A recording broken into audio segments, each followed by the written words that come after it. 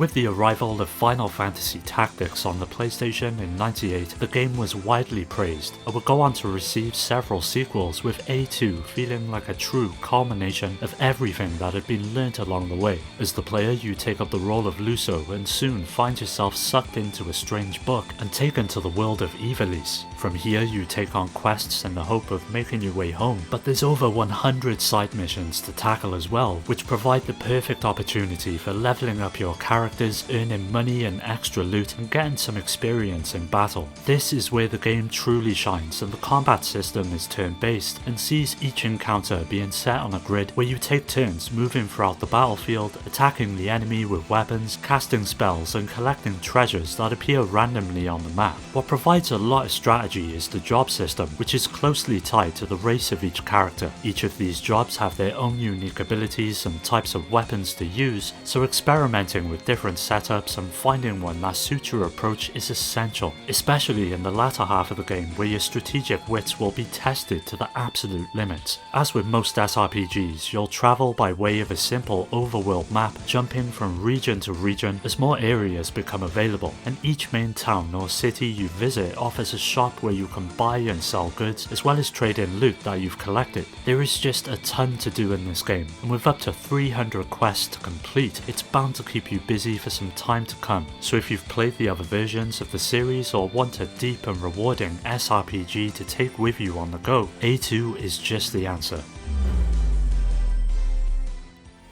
Commando Steel Disaster is a blatant Metal Slug clone, but it's not something that's half-assed, and for the very first game developed by Mana, it showed that the team were more than capable of creating a compelling run and gunner. As the heroic Storm, you'll single-handedly take the fight to the enemy and take down the evil mastermind known as Rattlesnake, who's hell-bent on world domination. Of course, the story won't be winning any awards for its originality, but it does facilitate what the game gets right, and that's the gameplay. Storm has a fair few tricks up his sleeve, and you're able to perform a variety of different moves which make controlling him an absolute blast. Not only can you run, jump and duck, but you can also roll, which is perfect for dodging incoming fire. And not only that, but if an enemy gets too close, you can take them out with your knife, as well as throw grenades from a distance that open up many different strategies when it comes to dealing with the relentless onslaught of enemies that come your way throughout each level. Now when it comes to weapons, at the beginning of each stage you've got the standard machine gun, but as you progress you get to unlock more exotic options, as well as some rather ridiculous weapons, such as the cocktail gun that shoots massive fireballs. As you would expect, each level is punctuated by a boss fight, and saving the weapons for these moments is a good idea, as this is where the difficulty spikes and provides the most challenge throughout the game. At points it can be brutally hard, so be prepared to lose a few lives in the process, but if you stick with it and master Storm's abilities, it's more than possible to come out on top. Overall, if you're fond of Metal Slug, then Steel Disaster is an absolute must-have.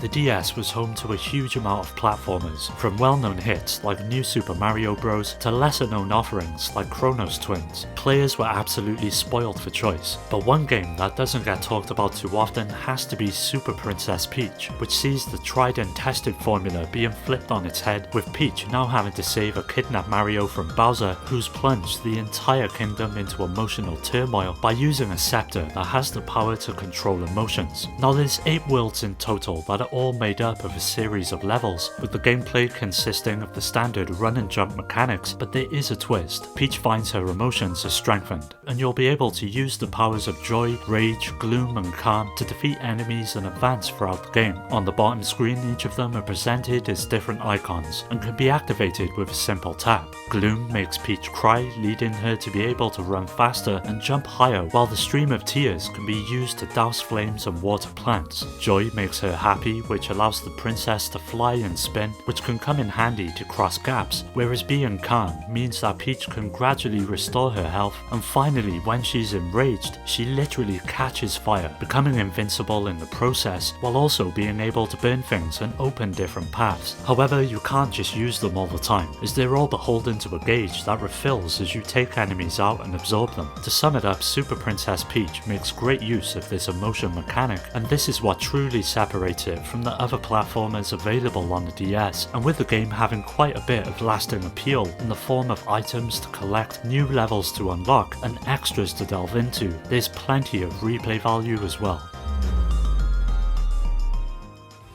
With a name like Little Red Riding Hood Zombie Barbecue, your first instinct would likely be to write this game off as either a kids game or some elaborate joke, but it's not. Instead, it's a truly intense vertical shooter that harkens back to the simple but challenging arcade gameplay of old. Try to imagine Space Invaders on rails, featuring touchscreen shooting and movement, but instead of aliens you have undead fairy tale characters to deal with. You get to choose from either Red Riding Hood or a ninja known as Momo, who together both intend to take back fairyland from the undead, and of course you get to use a variety of different weapons to shred the legions of zombies that head your way, which can all be swapped out with a simple touch. And the battlefield is split up into 7 squares located at the bottom of the screen. Enemies will advance towards you but also throw or shoot projectiles themselves, and you've got to switch between the squares quickly in order to avoid taking damage. The brilliance of the game though is how it takes the tried and tested formula of vertical shooters and completely reimagines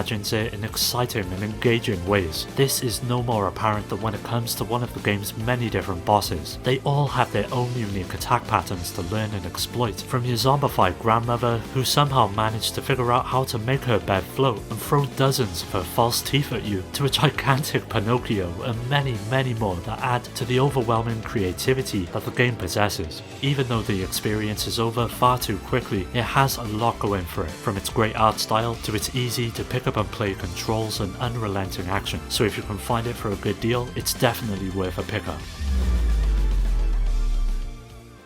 Monsters Joker is a spin-off of the popular Dragon Quest series and is basically a monster collecting game, very similar to the likes of Pokemon, and just like most games in the genre, it doesn't really possess a compelling story and just sees you assuming the role of a nameless hero who's the son of a scientist who's been studying the various monsters that occupy the world. Every couple of years a competition is held throughout the 5 islands that make up the kingdom, known as the Monster Scout Competition, and this year your father urges you to enter, so you have to start recruiting monsters and train them for the big battle. To catch new monsters, you simply scout them with the current monsters in your team, and if they're impressed with your strength, they will want to join your ranks. And the concept of evolving these monsters is very much present, but it works a bit more like Persona than compared to Pokemon, as you have to merge 2 monsters together in order to create a stronger form. There's a lot of factors to the system as well, such as the monster's family type as well as rank, and with over 200 of them available throughout the game, there's a lot to discover. Now the battles themselves are your typical turn-based RPG fare, but the system works slightly differently than most turn-based battle systems. The standard fight command has your monsters act in accordance with tactics that you set beforehand, and the monsters can be told to do a variety of different things. For example, all-out attack will have them use whatever they can to defeat the enemy. You can make them use or not use magic as you see fit, or even make monsters with healing abilities focus on healing other team members instead of attacking. All in all, it's a great system. This one is a bit of a no-brainer for fans of Dragon Quest and would also make a welcome addition to any DS owner's collection. Coming off the back of the rather disappointing Supersonic Warriors on the GBA, its sequel set out to improve nearly every aspect of the game, and Arc System Works did exactly that, with it being a far better experience when compared to the original. It's a 2D fighter that brings all of the flashy and stylish action from the show to the small screens, and allows you to select a team of up to 3 characters as you battle it out across various stages. As with most fighting games, each character possesses a range of basic attacks that they all share, from simple punches and kicks to throws and blocks, but they all have access to their own unique special moves such as Ki Blasts and Kamehamehas that add a bit of flair to each of them, as well as ultimate attacks that see all 3 teaming up to lay down some serious damage that can result in combos that reach in the hundreds of hits. Now there's plenty of meat to the game apart from the usual fighting, which comes in the form of several modes for you to enjoy, with the story mode being one of the best to come out of the Dragon Ball Z games, as not only does it follow the mainline story of the show, but it deviates, that can lead to a lot of what-if scenarios that are bound to please longtime fans of the source material. In terms of visuals, the sprite work looks beautiful and never feels out of place against the 3D backdrops of each stage that depict popular locations from the series, and with each move or special attack being accompanied by a series of different effects, each fight feels visceral and action-packed, staying true to what the show is best known for. Supersonic Warriors 2 is easily one of the best fighting games on the DS, so if you're looking for some Dragon Ball action on the go, this is one you shouldn't pass up.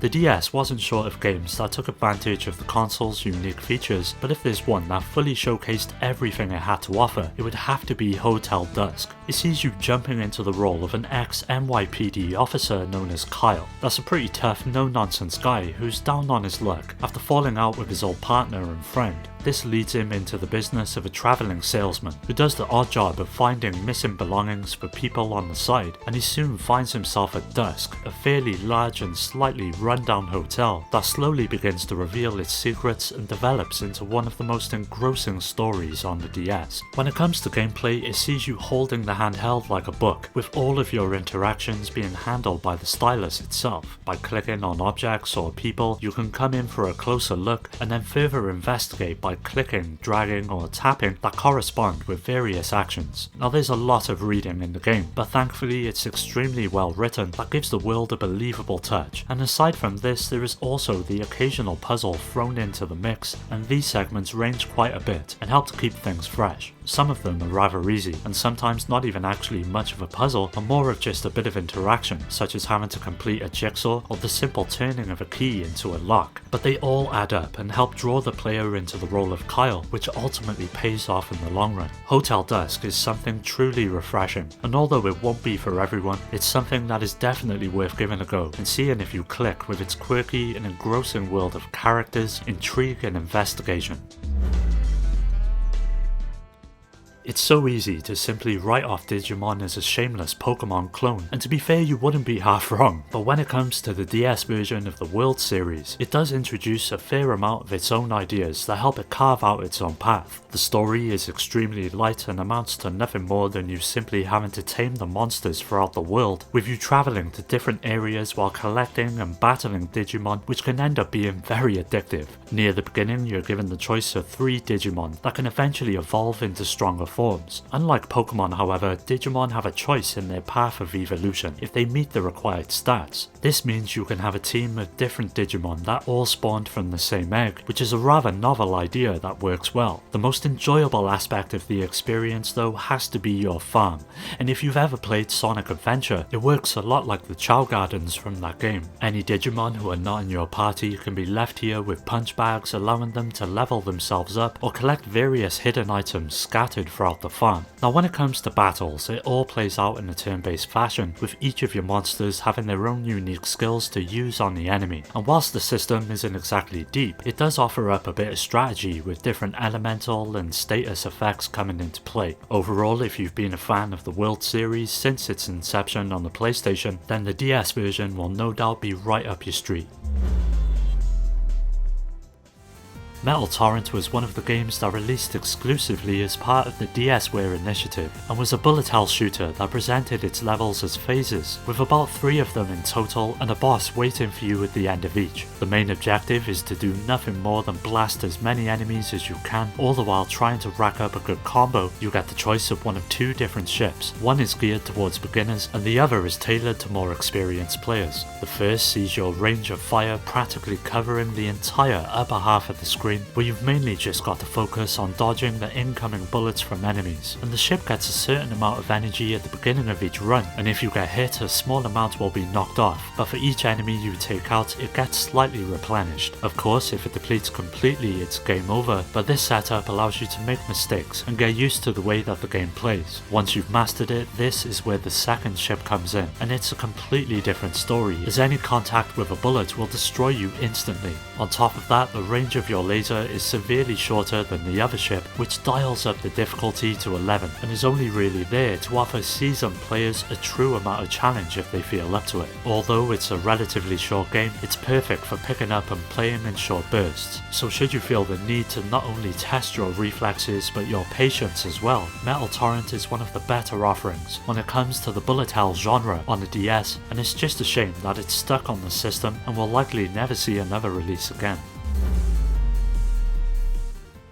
Soma Bringer is an RPG that unfortunately never got a release outside of Japan, but thanks to the dedicated work of the fanbase, it's now easier than ever to play the game in English and discover one of the best adventures that the DS has to offer. It's essentially an action RPG, with each and every combat encounter playing out in real time, and as you advance across the 7 basic chapters the game has to offer, you'll realise that it just couldn't be more simple. Moving your character is done by using the D-pad, while the other 4 face buttons can be assigned to different actions. By pressing one of the shoulder buttons, you're able to switch between 2 different menus, one for battle moves and the other related to items, which serve as a simple way to quickly perform one of those actions, provided you assign them according to your absolute needs. This setup streamlines the game's combat perfectly and results in fluid and engaging battles that soon become the real highlight of the game. As you would expect, you'll be leveling up and learning new abilities as you progress that open up new ways to deal with the enemies that hunt you down. But exploring is just as big of a part of the game as the combat, with various hidden paths and secrets to be found. It actually offers an incentive for those that want to see everything the world has to offer.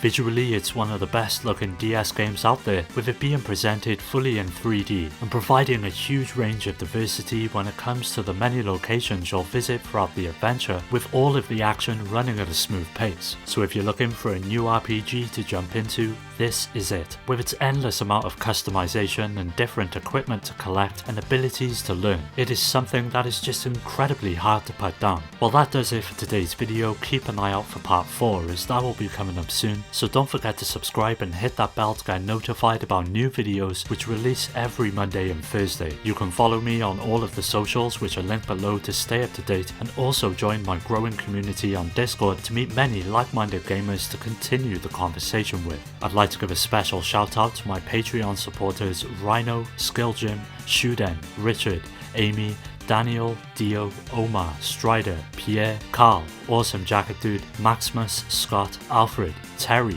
Ryan, Alex, GameCube Galaxy, Curse Salaryman, Fake and Paddy J for their continued support that helps make these videos possible. If you're interested in joining my Discord or supporting the channel through Patreon, you'll find all of the links down below. As always, thanks for taking the time to watch the video. I'll catch you next time.